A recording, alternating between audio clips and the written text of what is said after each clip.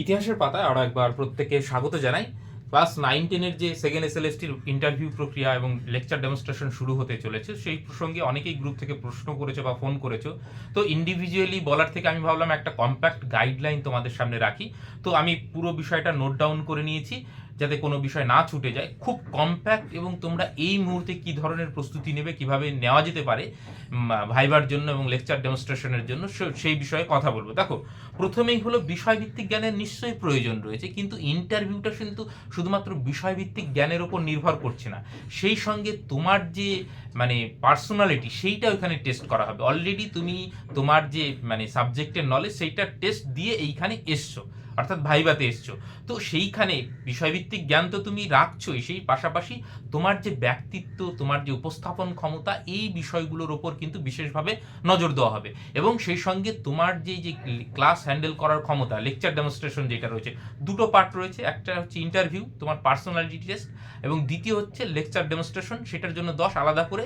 অর্থাৎ তুমি ক্লাসটা কিভাবে নিচ্ছ, পড়ানোটা কিভাবে দেখাচ্ছ তাদের সামনে, সেইটা খুব ইম্পর্টেন্ট। তো এটা দুটো ভাগ, এবং দুটো ভাগকেই কিন্তু মাথায় রেখে তোমরা চলবে। এবার দেখো, বিষয়ভিত্তিক জ্ঞানের প্রয়োজন রয়েছে, তাহলে বিষয়ভিত্তিক যে জ্ঞান সেইটা আরেকটু কিভাবে ইনহ্যান্স করবে। তার প্রথম হচ্ছে তুমি এসএসসির জন্য যা যা পড়েছো তোমার সাবজেক্টের, সেগুলো আরেকটু ভালো করে ঝালাই করে নেবে। ইউজি পিজি লেভেলের যে সমস্ত কনসেপ্টগুলো রয়েছে সেগুলো দেখে নেবে।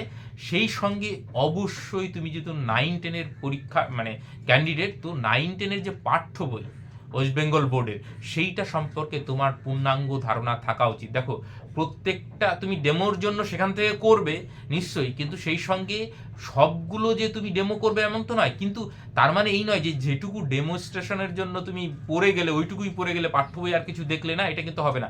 কয়টা অধ্যায় আছে, প্রত্যেকটা অধ্যায়ের কি বিষয়বস্তু, দরকার পড়লে একটা পাতার মধ্যে তোমাকে সেইটা সামারাইজ করে বারবার সেটা মনে করতে যে কটা অধ্যায় রয়েছে, কি রয়েছে, এবং তার বিষয়বস্তুকে। এইটা কিন্তু তোমাকে ক্লাস 9 এবং 10 অবশ্যই করতে হবে, 11-12-এর করতে হবে না। আর তুমি প্রসঙ্গক্রমে তুমি 6-8 দেখে রাখতে পারো যে কি কি পড়ানো হতে পারে। কেন বলছি, অনেক সময় এই ধরনের প্রশ্ন আসেই যে তোমাকে যদি ক্লাস 7-এর হঠাৎ করে কোনো টিচার নেই, পাঠানো হলো, তুমি পড়াতে পারবে? তো অবশ্যই তুমি হ্যাঁ বলবে। তো এই বিষয়গুলো সবসময় পজিটিভ থাকবে। তো বিষয়ভিত্তিক জ্ঞানের মধ্যে তাহলে দুটো বিষয় পড়লে, একটা হচ্ছে তুমি এসএসসির জন্য যা পড়েছো এতদিন, সেটা ঝালাই বাছাই করবে এবং ঝালাই করে নেবে, রিভিশন দিয়ে নেবে। দ্বিতীয় হচ্ছে পাঠ্য বইটা আরও একবার দুবার রিডিং দেবে এবং সামারাইজ করে নেবে তোমার ক্লাস 9-10-এর তোমার নির্দিষ্ট সাবজেক্টের, সব সাবজেক্টের নয়। তাহলে এই বিষয়টা গেল। সেই সঙ্গে এই যে যে আরও একটা বিষয় রেখি, যে অন্য কিছু করো না করো, সরকারি প্রকল্প, বিশেষ করে শিক্ষা সংক্রান্ত বিষয় যে সমস্ত, যেমন তোমার মেয়েদের যে সমস্ত স্কিমগুলো রয়েছে, কন্যাশ্রী রয়েছে, তো এই বিষয়গুলো কিন্তু তোমাকে অবশ্যই এই বিষয়গুলো সম্পর্কে অবগত হতে হবে। সরকারি স্কিম, বিশেষ করে শিক্ষা সংক্রান্ত যে সমস্ত বিষয়। এবং তোমরা জানো যে ডেমোটা তুমি যখন তৈরি করবে, তোমাকে এটা মাথায় রাখতে হবে যে ম্যাক্সিমাম 2 থেকে 3 মিনিট, তার বেশি তোমাকে ডেমো দিতে দেবে না। তার মানে কি, তুমি 5 থেকে 7 মিনিটের একটা সুন্দর কম্প্যাক্ট ডেমো তৈরি করবে, ম্যাক্সিমাম 10 মিনিটের। তাহলে কি, টপিকটা তুমি যদি এমনভাবে তৈরি করবে যাতে 2 মিনিটের মধ্যে তুমি পুরো বিষয়টা উপস্থাপন করতে পারো বা বোঝাতে পারো তোমার স্কিলগুলো কি কি রয়েছে। কারণ তোমাকে 10 মিনিট ওখানে সময় দেবে না, সেটা সম্ভব নয়। অতএব এই বিষয়টা মাথায় রেখেই তুমি কিন্তু এই ডেমোটা তৈরি করে দেখো। ভাইভাতে কোন স্যার থাকবেন, কোন ম্যাডাম থাকবেন, তাদের ব্যক্তিত্ব কি, সেইটা তোমার হাতে নেই। কিন্তু যেটা তোমার হাতে আছে সেটা হচ্ছে লেকচার ডেমনস্ট্রেশনটা খুব সুন্দরভাবে উপস্থাপন করা। এই 10 মার্ক কিন্তু তোমার হাতে। অতএব তুমি এইখানে কিন্তু কোনো রকম কোনো কারচুপি করবে না। আর দ্বিতীয় হচ্ছে, সাবজেক্ট নলেজ থেকে বাইরে থেকে একটা হঠাৎ প্রশ্ন ধরলো, পারলে না, সেটা কিন্তু কোনো খামতি নয়। কিন্তু ডেমো দিতে গিয়ে তুমি ছড়িয়ে ফেললে, এইটা কিন্তু করা যাবে না। তাহলে ডেমোটা খুব ভালো করে করতে হবে, এবং 9-10-এর পাঠ্য বই থেকেই, এবং একাধিক ডেমো করে যাবে, একটা ডেমো করে যাবে না। তোমাকে যদি বললো যে ক্লাস 9 থেকে একটা ডেমো দিয়ে দেখান, বা অমুক বিষয় থেকে একটা, ওই জন্যই বলছি যে পুরো সিলেবাস সম্পর্কে কি কি অধ্যায় রয়েছে সেই সম্পর্কে যদি তোমার ধারণা থাকে, তুমি তোমার সাবজেক্টের 2-3 মিনিট অবশ্যই বলতে পারবে। হঠাৎ করে বলতেই পারে যে তুমি ধরো বাংলার হলে অমুক কবিতাটা পড়াও, তো তোমার যেহেতু পাঠ্য বইতে রয়েছে ওটা তোমাকে জানতেই হবে। তুমি যদি না স্যার আমি তো পড়ে আসিনি বা দেখে আসিনি, সেটা কিন্তু একদম নেগেটিভ। হ্যাঁ, বাইরে থেকে বললো তুমি পারলে না, সেটা আলাদা ব্যাপার, কিন্তু তোমার পাঠ্য বই থেকে বলছে আর তুমি পারছো না, এইটা কিন্তু ঠিক নয়। তো এই বিষয়টা ডেমোটা তুমি অন্তত 4 থেকে 5টা খুব ভালো ডেমো করে যাবে, এবং মানে ধরো ইতিহাসের হলে অ্যানসিয়েন্ট থেকে মিডিয়েবল থেকে মডার্ন থেকে ইউরোপ থেকে এই 4টে অন্তত ডেমো করতেই হবে তোমাকে। তো সাবজেক্ট ওয়াইজ সেটা তোমার ভ্যারি করছে, এবং বাংলার হলে গ্রামার থেকে তোমাকে ডেমো দিতে পারে। তো এই বিষয়গুলো কিন্তু তোমাকে মাথায় রাখতে হবে ডেমো করার সময়। তুমি এইটা মাথায় রাখবে যে তোমাকে নিজের চয়েসেও দিতে পারে, আবার স্যার ম্যাডাম বলেও দিতে পারে। তো এই বিষয়টা তোমার হাতে, যেহেতু ডেমোটা খুব ভালো করে প্র্যাকটিস করবে। পরে আসছি আরও ডেমোর বিষয়ে। সেই সঙ্গে পোশাকটা দেখো, পোশাকটা সম্পর্কে সবাই অবগত, তারপরও আরও একবার বলে নিই যে ছেলেদের ক্ষেত্রে অবশ্যই একটা ফর্মাল ড্রেস, এবং সেক্ষেত্রে কালার মানে রং, জামার রং সাধারণত অনেকে সাদা পরে, সাদা না পরলেও একটু হালকা আকাশি কালারের বা একটু ঘিয়ে কালারের এই ধরনের পরতে পারো, কোনো রং চঙের জিনিস। এবং জিন্সের প্যান্ট তো ইউজ হবেই না, সেইখানে ফর্মাল যেমন ডিপ খয়েরি টাইপের প্যান্ট ইউজ করতে পারো, এবং জুতোটা তাহলে কালো, এবং যদি খয়েরি কালো প্যান্ট ইউজ পরো তাহলে মানে একটু ব্রাউন কালারের জুতো, এই ধরনের জুতোগুলো কিন্তু তোমরা ইউজ করতে পারো। যদি বলো টাই এবং মানে কোট পরে যাওয়ার কি, দেখো স্কুলের ক্ষেত্রে এইটা খুব একটা মানানসই মানে চলে না। কলেজে ইউনিভার্সিটিতে ভাইবা দিতে যাও টাই শুট পরে যাচ্ছ ঠিক আছে, কিন্তু স্কুলের ক্ষেত্রে সাধারণত এইটা খুব একটা মানে ভালো নয়। হ্যাঁ, কেউ যদি পড়তে চাও সেটা পড়তেই পারো, কিন্তু স্কুলের ক্ষেত্রে মানানসই খুব একটা যায় না ওটার সঙ্গে।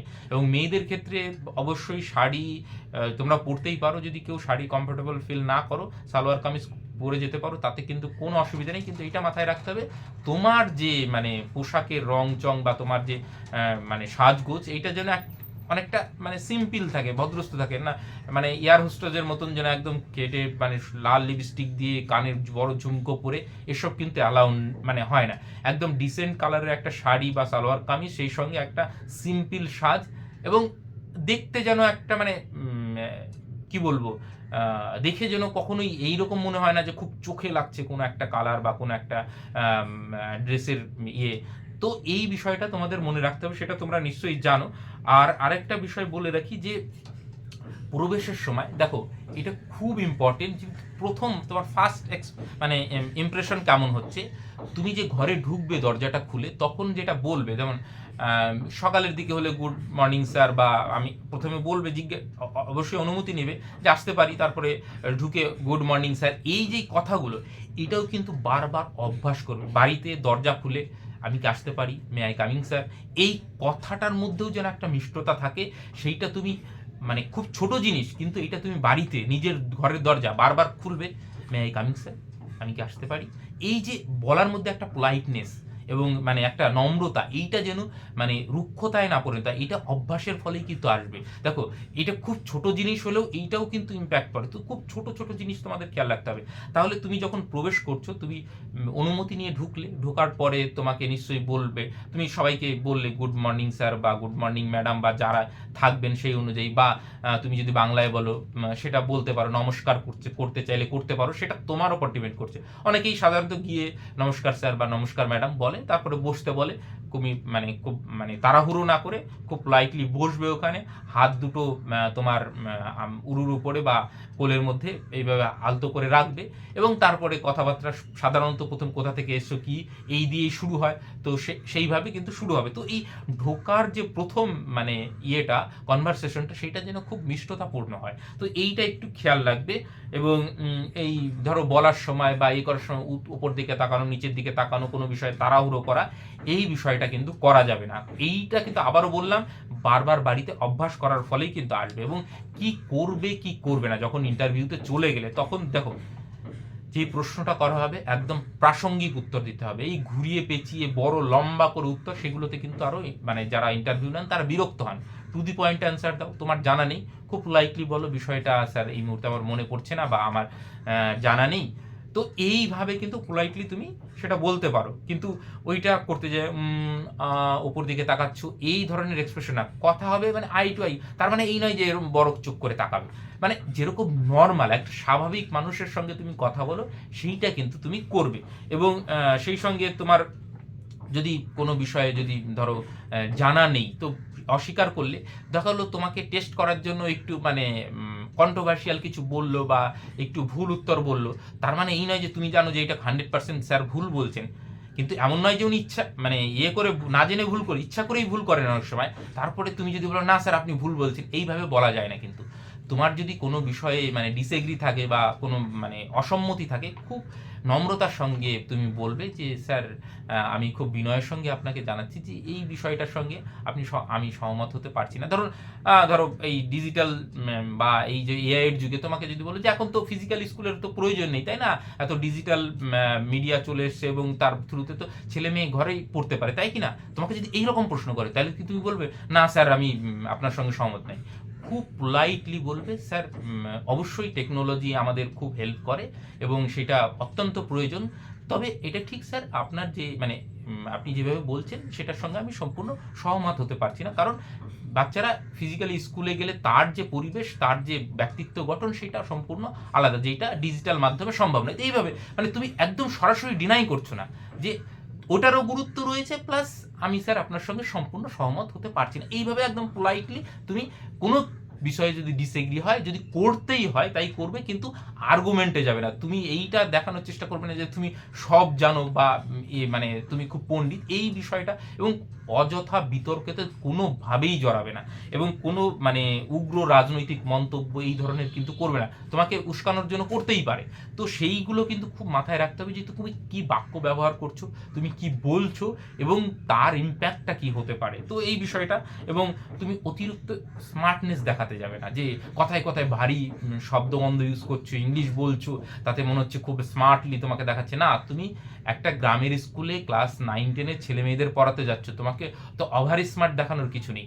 তুমি যতটা সহজ সরলভাবে তুমি উপস্থাপন করতে পারো, যতটা সাধারণভাবে তুমি করতে পারো, এবং ওভার স্মার্ট কিন্তু কেউ পছন্দ করে না। তুমি যদি ওভার স্মার্টনেস দেখাতে পারো, অনেকেই কিন্তু এই জিনিসটা করে যে মানে খুব নিজেকে তুলে ধরার চেষ্টা করে অনেক, বরং সেটা অনেকটা নিচে নামিয়ে দেয়। আর একটা বিষয় আমি খেয়াল করেছি বিভিন্ন জনের সঙ্গে কথা বলে, যেমন উত্তরবঙ্গের টান আলাদা, বাঁকুড়া পুরুলিয়ার ওই দিকের টান আলাদা, আঞ্চলিক ভাষার টান থাকবে, এ নিয়ে কোনো সন্দেহ নেই। কিন্তু তার মানে এই নয় যে একদম আঞ্চলিক ভাষায় তুমি কথা বলতে শুরু করো। তুমি যেহেতু উত্তরবঙ্গের ধরো ছেলে, তোমাকে দক্ষিণবঙ্গে বা মালদার দিকে আসতেই হতে পারে, তো সেইখানকার ভাষা তো একরকম নয়। তো এই যে ভাষার ক্ষেত্রে আঞ্চলিকতার টান থাকা সমস্যার কিছু নয়, কিন্তু সেইটা যেন তোমার যে কনভারসেশন তার মধ্যে একদম মানে কি বলবো একদম পুরোপুরি ঢুকে না যায়। তুমি একটা ভদ্রস্থ বাংলা ভাষায় কথা বলবে যেটা সবাই বুঝতে পারে। এবার তুমি যদি একদম আঞ্চলিক ভাষা ব্যবহার করে ফেলো বেশি, এই ধরনের প্রবণতা অনেকের রয়েছে, সেই জন্যই আমি বললাম এইটা কিন্তু তোমাকে এই কিছুদিনের মধ্যে প্র্যাকটিসের মাধ্যমে কিন্তু কাটাতে হবে। এবং আঞ্চলিক ভাষায় অনেক অশ্লীল ভাষা শব্দবন্ধ খুব ইজিলি ব্যবহার করা হয়, সেইটাও কিন্তু তোমাকে ওইখানে অ্যাভয়েড করতে হবে। আর এই বিষয়গুলো তুমি মোটামুটি প্র্যাকটিসের মধ্য দিয়েই কিন্তু সারাতে পারবে। আর বললাম যে এই যে লেকচার ডেমনস্ট্রেশন, দেখো একটা ডেমো কোথাও গিয়ে দিলে তাতেই যে তোমার খুব ইমপ্রুভমেন্ট হয়ে গেল, এটা কিন্তু পসিবল নয়। তো সেই জন্য তুমি তোমার বাড়িতে একটা বোর্ড কিনে নাও বা দেওয়ালে বা কোথাও দরকার পড়লে লিখো, লিখে এবং এই কি কোন কোন টপিকে পড়াবে, যেমন বোর্ড ওয়ার্কটা কীভাবে করবে, একদিকে তারিখ থাকবে, একদিকে হচ্ছে মানে তোমার সাবজেক্টের নাম থাকবে, মাঝখানে টপিক থাকবে, এবং তুমি বোর্ড ওয়ার্কে কী কী করবে আগে থেকেই ভেবে নেবে, এবং কি কি লিখবে সেইটা বারবার, কিন্তু ধরো 4টে ডেমনস্ট্রেশন করছো, তাহলে 4টে ডেমনস্ট্রেশনে কোন কোন লাইন লিখবে, কোনো ছবি ব্যবহার করবে কিনা, সমস্ত কিছু তোমার প্রি ডিসাইডেড থাকবে। তোমাকে যদি তোমার চয়েস মতন ডেমনস্ট্রেশন করতে দেয় তাহলে কিন্তু সেইটা যেন খুব নিখুঁত এবং সুন্দর হয়, এবং সেটা 3 মিনিটের একটা করবে যে কম্প্যাক্ট। তারপরে মানে যতটুকু সময় পাবে সেটা আশা করি 2 মিনিট হতে হতেই তোমাকে ডেকে নেবে। তো এই বিষয়টা তুমি করবে, এবং অবশ্যই যখন তোমার 2 মিনিটের মধ্যে তোমাকে ডেকে নিল তখন কিন্তু তুমি বোর্ডটা ওইভাবে ছেড়ে আসবে না, সুন্দর করে মুছবে। বোর্ড মোছারও একটা পদ্ধতি আছে, বোর্ড সবসময় উপর থেকে মোছা হয়। তো এই ছোট ছোট বিষয়গুলো তোমাকে খেয়াল রাখবে, বোর্ডটা পরিষ্কার করে সুন্দর করে এসে বসবে, তারপরে তোমাকে যদি যা প্রশ্ন করলো সেগুলো করবে। আর একটা বিষয় বলে নিই, যেটা বলছিলাম যে এই যে মানে ডেমোটা কিন্তু মানে তোমাকে বারবার বারবার প্র্যাকটিস করতে হবে, এবং এই যে কথাগুলো বলা এবং দেওয়া, সেগুলো কি প্রতিদিন তুমি কোনো প্রতিষ্ঠানে গিয়ে করতে পারবে? সেটা তো সম্ভব নয়। তাহলে তোমার বাড়ির কাউকে ডাকো, তোমার বন্ধু বান্ধবকে ডাকো, কেউ নেই মোবাইলের ক্যামেরাটা অন করো, তুমি বলো, এবং সেটা বারবার তুমি দেখো তোমার ভালো লাগছে কিনা, তোমার পড়ানোটা তোমার ভালো লাগছে কিনা, তুমি বুঝতে পারছো কিনা এই বিষয়টা। এবং এই বিষয়টা তুমি যখন দিন প্র্যাকটিস করবে তখন দেখবি যে একটা স্বাভাবিকতা চলে এসছে। কিন্তু তুমি একদিন কোনো প্রতিষ্ঠানে গিয়ে মানে ডেমো দিয়ে দিলে তাতে যে মানে তোমার বিশাল কিছু লাভ হয়ে গেল, এটা কিন্তু হবে না। তুমি আমার আগের একদম প্রথমকার ভিডিও মানে উঠিয়ে দেখো, তখন কত আস্তে আস্তে কিভাবে বলতাম, আজকে বলার ভঙ্গি, এবং যতদিন আমি প্র্যাকটিস করবো দিন দিন তারও ইমপ্রুভমেন্ট ঘটবে। তো এই বিষয়টা কিন্তু একদিনে কখনোই আসে না, এইটা কিন্তু অভ্যাসের ফলেই আসা সম্ভব। তো লেকচার ডেমনস্ট্রেশনের খুঁটিনাটি টেকনিক্যাল বিষয়গুলো আমি তোমাকে বলে দিতে পারি বা সাহায্য করে দিতে পারি, কিন্তু তোমার যে বাচনভঙ্গি, তোমার যে ফ্লুয়েন্সি, তোমার যে কনফিডেন্স, সেইটা কিন্তু তোমার প্র্যাকটিসের মাধ্যমে আসবে, এর কোনো বিকল্প নেই। অতএব প্রতিদিন সকাল সন্ধ্যা তুমি এখন থেকে প্র্যাকটিস করবে, যে সকালে 2টো ডেমো দিলে, বিকালে 2টো ডেমো দিলে, কোনো ভাইকে ডেকে এনে ভাই তুই বস, আমি পড়াচ্ছি, তুই বুঝতে পারছিস কিনা, তোর ভালো লাগছে কিনা, ওর কাছ থেকেও ফিডব্যাক নাও। কারণ তুমি যত সহজ সরলভাবে বিয়েগুলো উপস্থাপন করতে পারবে তত তোমার বেনিফিট, এবং যত তুমি বেশি প্র্যাকটিস করবে তোমার মধ্যে কনফিডেন্সটা আসবে। তো এই বিষয়টা তুমি যদি এখন থেকে লাগাতার করো, দিনরাত করো, তাহলে দেখবে এমন একটা পর্যায়ে নিয়ে গেছো ডেমো এবং ইন্টারভিউকে, তখন দেখবে কিন্তু মানে তোমার মানে নিজের মধ্যেই কনফিডেন্স চলে আসছে। তো এই বিষয়টা করো। তারপরেও যদি কোনো হেল্পের প্রয়োজন হয় বা কোনো বিষয়ে যদি জানার থাকে বা কথা বলার থাকে, আমাদের সঙ্গে যুক্ত হতে পারো। কমেন্ট সেকশনে লিঙ্ক দেওয়া থাকলো, সেইখান থেকে আমাদের গ্রুপের যুক্ত হয়ে থাকলে তো এমনিতে আপডেট পেয়ে যাবে, সেই সঙ্গে সেখান থেকে আমার ফোন নম্বরও পেয়ে যাবে। কোনো যদি মানে ব্যক্তিগত স্তরের যে এই বিষয়টা বা ডেমোটা, বিশেষ করে ইতিহাসের ক্ষেত্রে, সেই বিষয়ে আমি হয়তো কিছুটা বেটার হেল্প করতে পারবো। অন্য অন্য বিষয় হয়তো আমি সাবজেক্ট এক্সপার্ট নই, তবে হ্যাঁ তোমার যে মানে টিচিং স্টাইল সেটা আমি দেখে দিতে পারবো। তো মাস স্কেলে তো সেটা পসিবল নয়, কিছু জনের পক্ষে যারা যারা কল করেছো আমি যতটুকু পেরেছি পার্সোনালি তাদেরকে গাইড করার চেষ্টা করেছি। তো এইভাবে তোমরা যদি প্র্যাকটিস করো তাহলে দেখবে ইমপ্রুভমেন্ট ঘটবেই ঘটবে। ঠিক আছে, ভালো করে প্র্যাকটিস করো, ভালো করে ভাইবা দাও প্রত্যেকেই। এবং আবারও বললাম যে লেকচার ডেমনস্ট্রেশনটা তোমার হাতে, এইটা কিন্তু খুব সুন্দর করে রেডি করবে এবং পাঠ্য বই থেকেই রেডি করবে, এবং বারবার প্র্যাকটিসের মাধ্যমে তুমি এমন একটা জায়গায় নিয়ে যাবে, দেখবে তোমার তখন আর ভয় লাগছে না ওইখানে গিয়ে বলতে। ভালো থাকবে, সুস্থ থাকবে, থ্যাংক ইউ।